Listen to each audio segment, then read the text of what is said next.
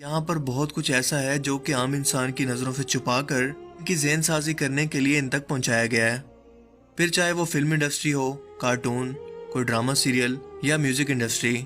ये सब एक ऐसी खुफिया शैतानी ताकतों के कंट्रोल में हैं जो कि दिन रात इन्हीं प्लेटफॉर्म्स का इस्तेमाल करके बच्चों से लेकर बड़ों तक की ज़हन साजी करके इन्हें अपने आने वाले मंसूबों के लिए तैयार कर रहे हैं, जिसकी हमें बिल्कुल खबर तक नहीं है। मिसाल के तौर पर कार्टून इंडस्ट्री में बच्चों के लिए बनाए गए कार्टून्स के अंदर ऐसे खास किस्म के खुफिया पैगाम और अलामतें जानबूझकर रखी जाती हैं जिन्हें दिखाने का मकसद सिर्फ और सिर्फ शैतानियत को प्रमोट करना होता है, ताकि बचपन से ही इन बच्चों के अंदर ऐसी सोच को पैदा कर दिया जाए कि वो बड़े होकर इसी सोच और लादीनियत का दिफा करने लगे। इनकी सोचों को कंट्रोल करके ज़हनी तौर पर इन्हें अपना गुलाम बना लिया जाए, ताकि जब इन शैतानी ताकतों का मसीहा दुनिया के अंदर आए तो ये सब के सब लोग इसकी पैरवी के लिए ज़हनी तौर पर पहले से तैयार हों।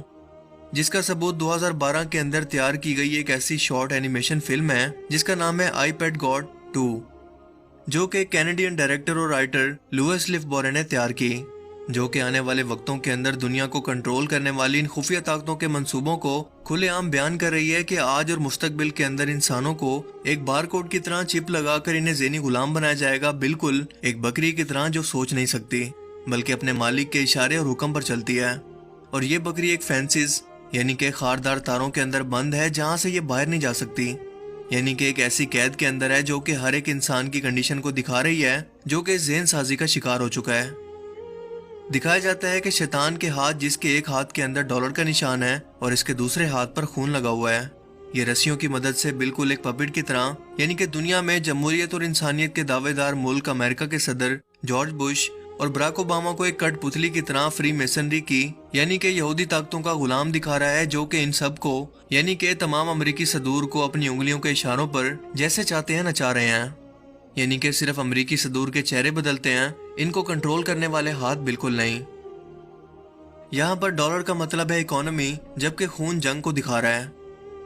इसके बाद हम जेनेटिक इंजीनियरिंग यानी कि इंसानी डीएनए के अंदर गड़बड़ या बदलाव करके इससे नई मखलूकात के तजर्बे करते हुए एक आंख को देख सकते हैं, जो कि इस एग के साथ छेड़छाड़ करते हुए हमें पैगाम दे रहा है कि मुस्तकबिल के अंदर इंसानों के डीएनए के साथ बदलाव करके बहुत कुछ नया हमें मुस्तकबिल के अंदर पैदा होते हुए दिखने वाला है। इसके बाद हम यहूदियों के मसीहा दज्जाल को एक कश्ती पर सवार होते हुए आते हुए देखते हैं, जिसके सर पर एक आंख यानी कि सब कुछ देखने वाली आंख बनी हुई है। दिखाया जाता है कि इसके आने से पहले जब इंसानों के दिमाग को अपनी मर्जी के मुताबिक टीवी और सोशल मीडिया के जरिए कंट्रोल किया जा चुका है और अब वो खुद से सोचने और समझने की सलाहियत को बिल्कुल खो चुके हैं, इनके दिमाग बिल्कुल खोखले या फिर खाली हो चुके हैं। किसी बड़े हादसे के बाद मुसलमानों पर यानी कि इनकी मस्जिदों पर हमला करते हुए तबाही के मनाजिर हम देखते हैं और कई खलाई उड़न तश्तरियां हमला करके दुनिया भर के अंदर अफरा तफरी को फैला देती हैं। लोग नाउमीदी का शिकार होकर किसी मसीहा के इंतजार के अंदर हैं और दुनिया के अंदर आलमी जंग का माहौल जानबूझकर तैयार किया जाता है। और जो शख्स भी अमन की खातिर इसे रोकने की कोशिश करे, इसे डरा धमका कर या फिर कत्ल करके रास्ते से हटा दिया जाता है।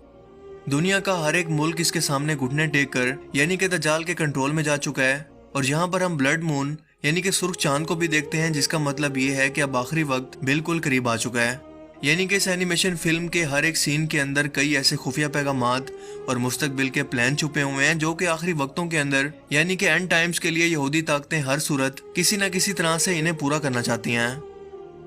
इस एनिमेशन के अंदर इतने सारे खुफिया पैगामात हैं कि अगर आप इन्हें एक एक करके एक्सप्लेन करने बैठे तो शायद कई घंटे लग जाएं। और दूसरा, ऑलरेडी इस टॉपिक पर इंटरनेट पर काफी वीडियोस बन चुकी हैं, सो मेरे ख्याल में अब इस टॉपिक को इतना ज्यादा डिटेल के अंदर जाकर एक्सप्लेन करने की जरूरत ही नहीं है। सो अब आते हैं अपने असल टॉपिक की तरफ।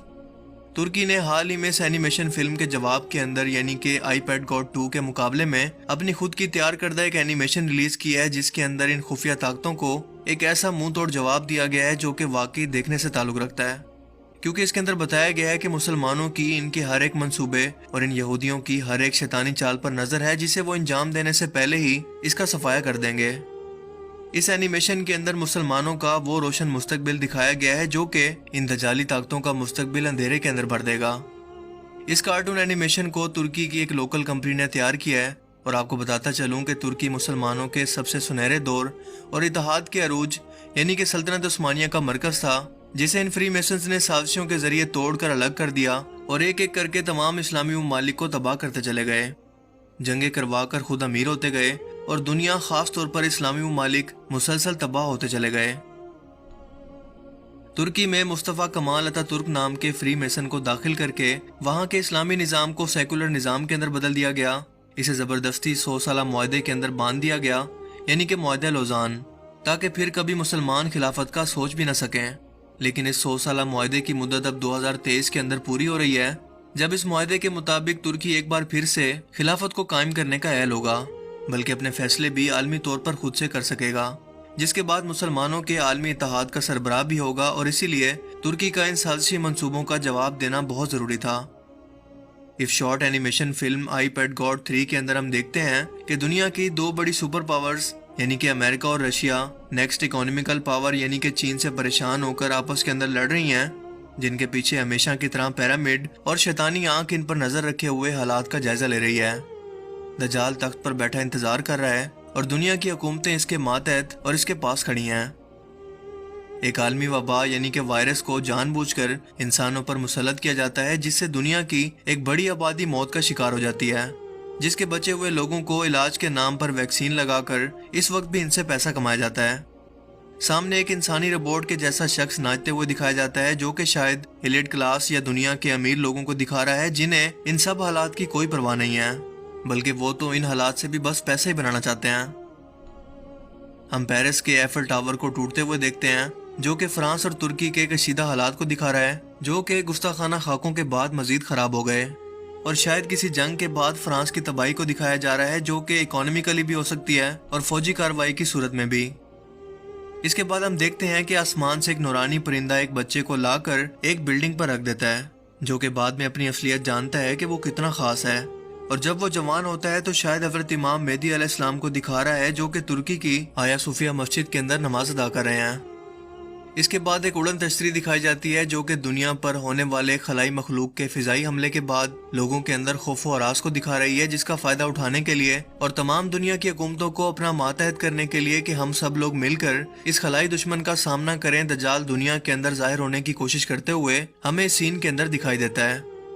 اس کے بعد ہم دیکھتے ہیں تابوت سکینہ کو، جو کہ ایک انتہائی مقدس صندوق تھا، اور حضرت آدم علیہ السلام اسے اپنے ساتھ جنت سے لے کر زمین پر لائے تھے۔ یہ انبیاء کرام کو بطور وراثت ملتا رہا، جس کے اندر تورات کا اصل نسخہ، حضرت موسیٰ علیہ السلام کے 10 احکامات جو کہ کوہ طور پر ان پر نازل ہوئے، اس کی تختیاں، حضرت ہارون علیہ السلام کا کرتا، من و سلوہ کا من، اور حضرت سلیمان علیہ السلام کی انگوٹھی وغیرہ شامل تھیں، اور یہ تابوت سکینہ آیا صوفیہ کے اندر سے ہی برآمد ہوتا ہے۔ یاد رہے کہ یہودیوں کی بدعمالیوں کی بدولت جب ہیکل سلیمانی پر دوسری مرتبہ حملہ ہوا، تب یروشلم شہر کی تباہی کے ساتھ ساتھ یہ صندوق سکینہ بھی ان عمارتوں کے اندر کہیں پر غائب ہو گئی، جس کا آج تک کبھی پتہ نہیں چلا کہ آخر یہ چلا کہاں گیا۔ یہ اتنا مقدس تھا کہ اس کے سامنے بیٹھ کر بنی اسرائیل یعنی کہ یہودی جو بھی دعا مانگا کرتے، اللہ پاک ان کی ہر دعا کو قبول کرتے۔ تابوت سکینہ کے ملنے کے بعد پوری دنیا کو تورات کا اصل نسخہ بھی نظر آ جاتا ہے، جس کے اندر آخری پیغمبر یعنی کہ حضرت محمد صلی اللہ علیہ وآلہ وسلم کا ذکر اور پیشن گوئی بھی موجود تھی، جسے یہودی آج تک خود سے تورات سے نکال کر یا اس کے اندر خود سے ردل بدل کر کے اسے چھپاتے رہے۔ اس کے اگلے سین کے اندر ہم عقاب کو، جو کہ امریکہ کی علامت ہے، یعنی کہ دنیا کی سب سے بڑی جمہوریت کو دکھاتا ہے، اور ان دونوں چیزوں کو ایک تیر کے ذریعے تباہ ہوتے ہوئے دکھایا جاتا ہے، اور دنیا کو ان کی اصلیت پتہ چلتی ہے کہ اب تک وہ کیا شیطانی کھیل کھیل کر یا جمہوریت کا سہارا لے کر خود کو وہ دکھاتے رہے جو کہ وہ دراصل کبھی تھے ہی نہیں۔ اس کے بعد ہم دیکھتے ہیں کہ جمہوریت کا نظام ختم ہو کر ایک بار پھر سے خلافت قائم ہو چکی ہے۔ اس کے بعد ہم قرآن کریم کی سورہ آل عمران کی آیت 62، 63 اور 64 کو دیکھتے ہیں، جو کہ اس واقعے کو بیان کرتی ہیں۔ جب حضرت موسیٰ علیہ السلام کوہ طور پر کچھ دن کے لیے تشریف لے گئے تو ان کی قوم کے لوگوں نے سونے کے بنائے گئے ایک بچڑے کی شیطان کے بہکاوے میں آ کر عبادت شروع کر دی،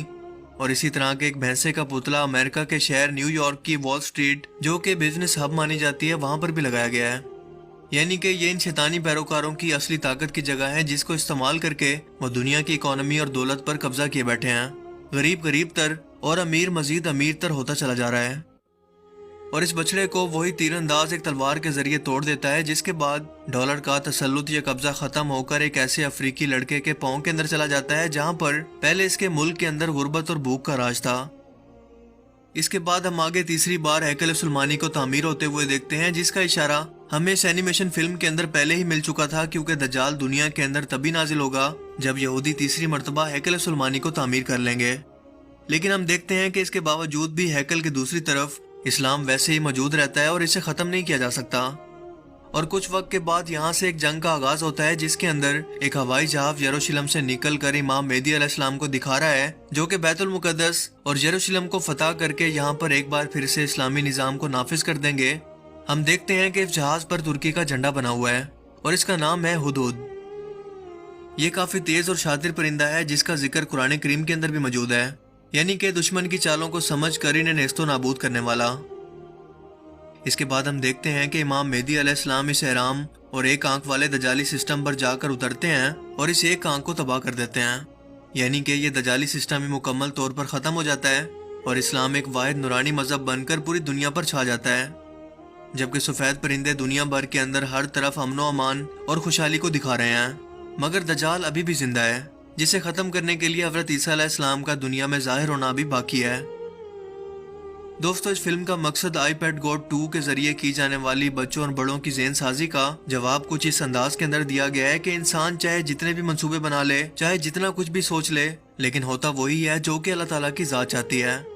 کیونکہ وہ ذات جو بھی منصوبہ بناتی ہے وہ سب انسانوں کے منصوبوں پر بھاری ہوتا ہے، اور یہ بھی کہ ظلم اور کفر چاہے جتنا بھی طاقتور کیوں نہ ہو، اس کا انجام بہت ہی عبرتناک ہوتا ہے۔